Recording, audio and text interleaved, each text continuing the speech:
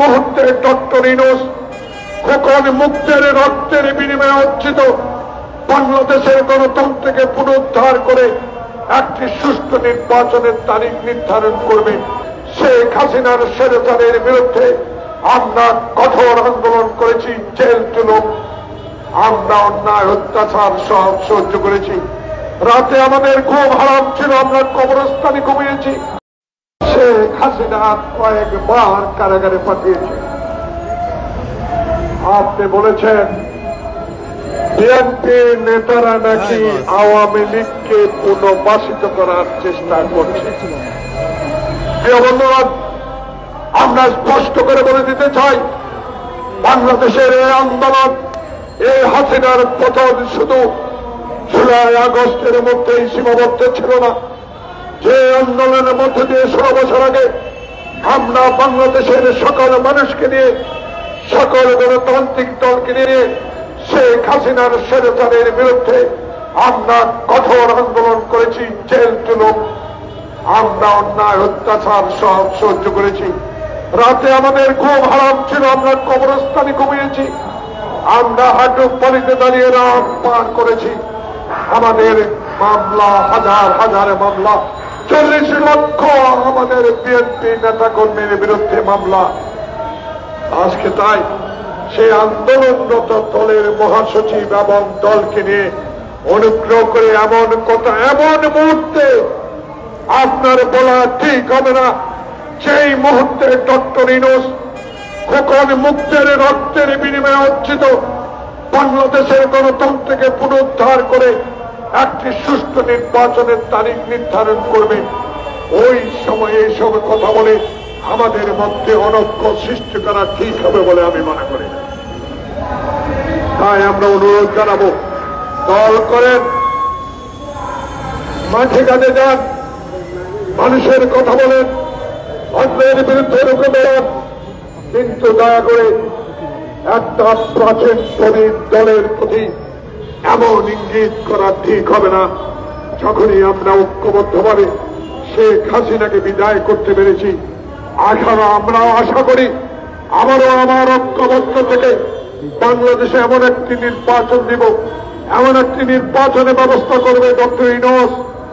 সেই নির্বাচনে বাংলাদেশের জনপ্রতিনিধি নির্বাচিত হবে, বাংলাদেশের সংস্কার হবে, বাংলাদেশে আইন প্রণয়ন হবে, বাংলাদেশের সংস্কার হবে, সকল কিছুই হবে।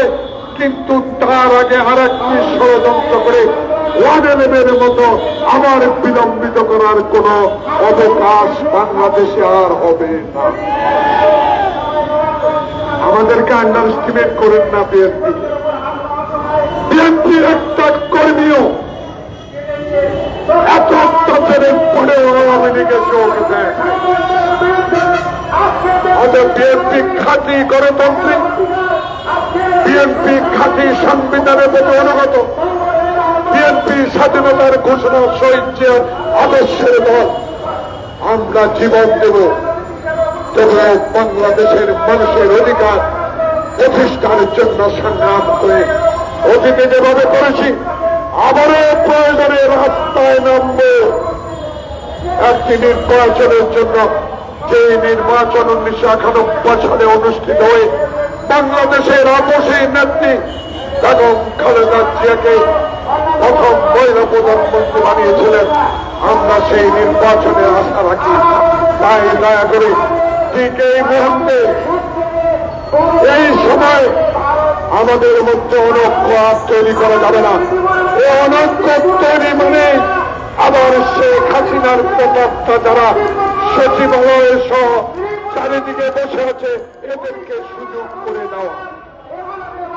অনুগ্রহ করে এই সুযোগ আর করে দেবেন না।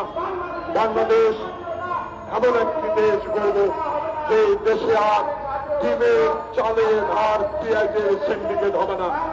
এমন এক বাংলাদেশ গড়ব যে বাংলাদেশে বিচারের নামে প্রহসন হবে না।